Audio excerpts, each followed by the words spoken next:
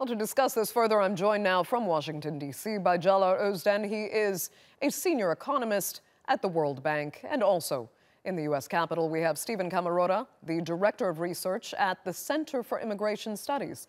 Thanks both so much for joining us. Let me begin with Caglar. I mean, overall, is there a net benefit to immigration that's deliberately being either overlooked or ignored by right-wing elements in Western democracies like Europe and the United States?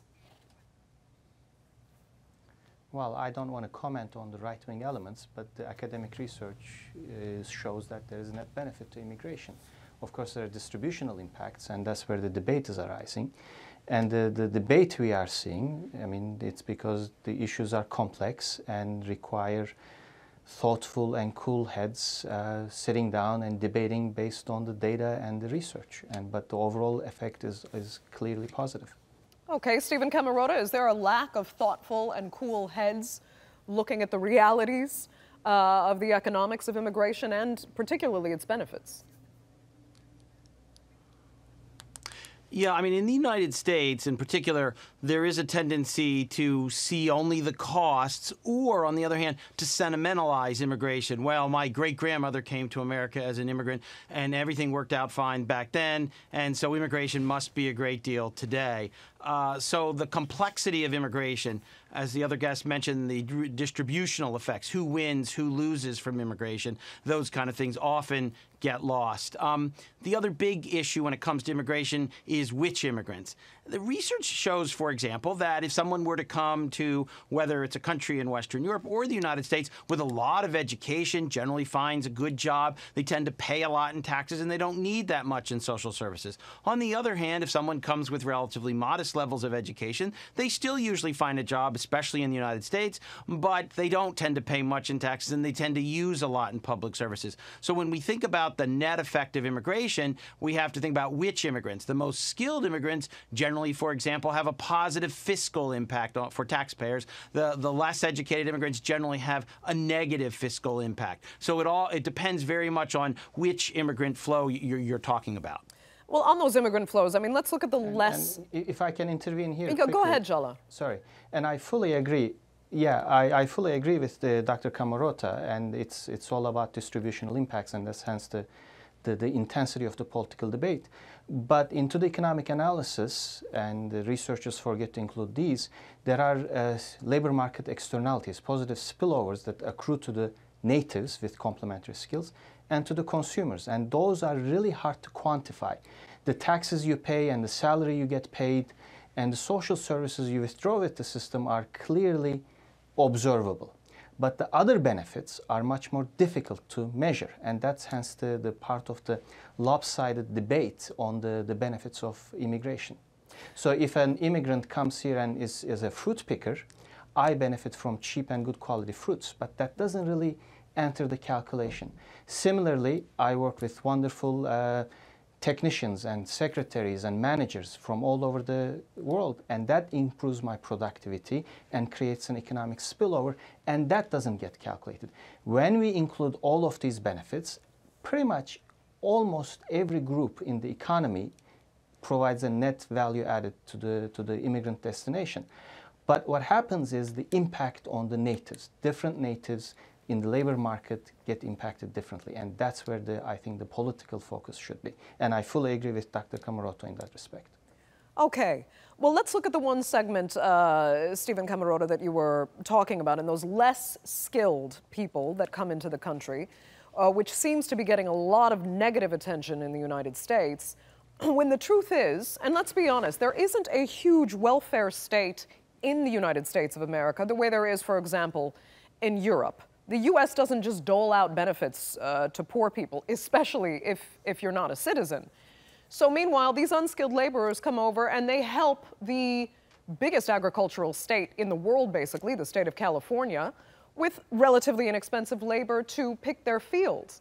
California is having a real battle with that right now and getting workers to come across the border, mostly from Mexico, and help them do these manual labor jobs. Is that being under-addressed, do you think, by the political debate in the United States? No, in fact, I would, with due respect, disagree with one thing. There's nothing that dominates this debate. I get this question all the time. Agricultural labor. What are we going to do with agricultural labor? Everybody agrees agricultural labor in the United States, immigration is almost irrelevant to it. 2% of all immigrants who come and work in the United States work in agriculture. Of illegal immigrants, the least skilled, the people who come illegally, about 4%. 96% of all illegal immigrants, by everyone's account, work outside of agriculture. It's also true that the United States has an unlimited agricultural program that lets farmers bring in workers, but they have to pay them a certain way and provide them with housing and treat them in a certain way. And that's one of the things that farmers don't like to do. They like just having a much more unregulated flow of people with fewer labor market protections and so forth. It's understandable why they like that. The other thing always to remember is that if we decided to curtail that immigration and let wages rise in the agricultural sector, it would almost mean nothing to the American consumer. When you buy a head of lettuce in the United States or any kind of fresh fruit, of that total, only about 18% actually goes back to the farm, and only 6% goes back to the worker who actually picked the lettuce or the strawberries. If we let wages rise, which are pretty low in the agricultural sector when you consider how tough the jobs are, if we let wages rise by 50% in the agricultural sector, it could only add to the price of fresh fruit and produce, something Americans don't consume in very high volume, about 3%. And that's a one-time increase, assuming everything gets transferred on. Okay, Caglar, if you had a comment, go ahead. If not, I'll move on to another issue. There are certain occupations, including fruit pickers and lettuce pickers, which the ratio of the immigrants is quite high. But then it's because you have to look at the overall denominator. If you look at engineering professors in the United States, there are not that many of them, but 65% of them are immigrants. So if I pull out those immigrants, the engineering education in the United States would collapse. So it's similarly, if I were to pull out the immigrants, in most likelihood, because we don't know the counterfactual, neither of us do, probably agricultural output would collapse. But nevertheless, agriculture, I agree, can be, suppose we can put machines that pick the lettuce. I don't know if anybody has ever done it, but they might. But also there are so many other occupations at the low skill end that is not open to technology yet. Whether if this is construction, whether if this is hospitality services, if you were to remove the unskilled immigrants, those economies, those sectors, especially the millions, tens of millions of Americans who work in these other areas, alongside with the immigrants, with complementary skills, they would lose their jobs because the sectors would shrink. I think that's what we're ignoring. We are comparing the natives and the immigrants in the exact same occupations, but we are ignoring the complementary occupations. Okay, Caglar, if I can stick with you for a minute, because actually leading into this debate, we looked at a study specifically about Sweden and how it has now some of the highest, if not the highest, growth rates in Europe. And they are crediting that to its increasing immigrant population that has actually contributed so much to the economy. Yet, these anti-immigrant rhetoric is still on the rise there.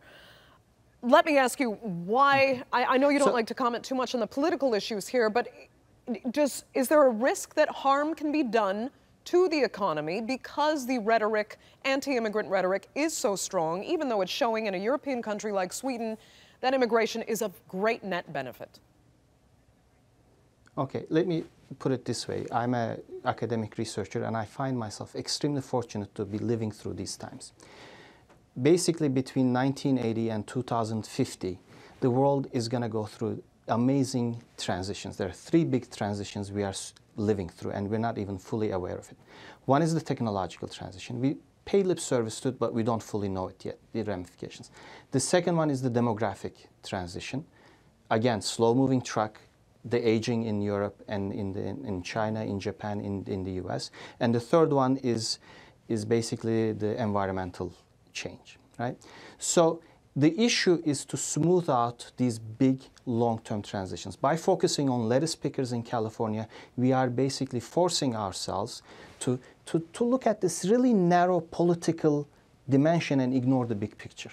So if you look at the big picture, especially in the West, whether if it's Europe or the US or Japan or Australia, if you look at these three big demographic, technological, and environmental transitions, population movement from low-income areas to high-income areas. I'm not saying open the floodgates, but respond to the markets will make the transition much smoother and benefit everybody, especially the West, because these transitions need to be managed, because 2050 is going to come and we're going to say, oh my God, we wasted the last 7 years. That's what we should be debating about, not the lettuce pickers in California. Okay, fair enough. I mean, Stephen, is there a problem that perhaps we're not responding to the markets in the way that Caglar was saying is necessary, and instead responding to a political debate that might not have all the right information and is selling that lack of information to a public that responds to rhetoric that's not healthy for anyone? Yeah, I mean, I just want to echo what he said about thinking about lettuce pickers. That was my point about trying to point out to you how trivial it is, a fraction. But you were asking something about agriculture, so I thought I would give you some of the data on that. On the larger question, I agree. We should be thinking about the larger question. And it's true that advanced industrial democracies can benefit from some immigration and a regulated flow. Whether the receiving society on balance, when you look at the economic benefits and the fiscal impact, actually are better off, now we get to a very complicated question, and it's just not clear, at least in the American context, which I know best, but also in Europe. So you asked about Sweden. Let me give you the numbers for the United States. There's just no question that the U.S. economy is at least 1.5, but more like $1.8 trillion larger because of the presence of immigrants. They provide about 17% of the labor in the United States, and labor, as you know, is a very large input to gross domestic product. So, yes, the U.S. economy is bigger. But as we all know, bigger isn't necessarily better. Remember, Bangladesh has a bigger economy than New Zealand. But we wouldn't say, well, therefore it's richer. What matters is the per capita income. And what most people are interested in is the gains to the native born. It does appear that on balance, the immigrants benefit by coming. And the question is, do the natives benefit when you look at the big picture? And there you get a lot of different answers. The poor in the United States probably are worse off. Owners of capital are probably better off. And it's a mixed picture, but on balance, the taxpayers are probably somewhat worse off, but consumers are probably slightly better off. It's a mixed picture. So the bottom line is the economy is bigger. It's not clear if it's richer, and some Americans often at the bottom are poor, and some more who tend to be more educated and own capital tend to be better off from immigration. And that's the way you have to see it. And I do think there's a lot of unnecessary rhetoric, but in the American context, a lot of it pretends immigration is all good with no costs, or sometimes it's all cost and no benefits, when the truth usually lies somewhere in between. Okay, Stephen Camarota, with that, we're going to have to leave this segment of the debate here because we're completely out of time. I'd like to thank you both so much for your insights on the Newsmakers. My pleasure.